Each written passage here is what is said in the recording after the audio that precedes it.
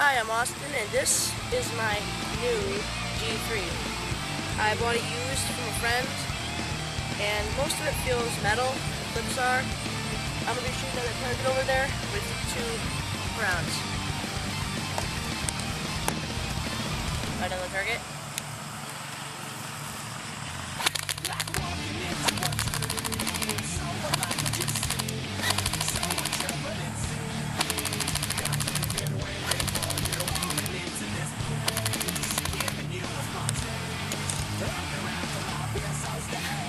I couldn't get one clip in without falling off.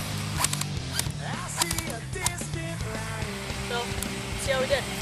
It took the nails out of the tree, and that's pretty big holes. I like obliterated the 9 range. If you ever see this gun in the stores or anything, buy it. Oh yes, and this also came with an upgraded battery. It's 8.4 volt, 1800 mAh. See, Austin signing out.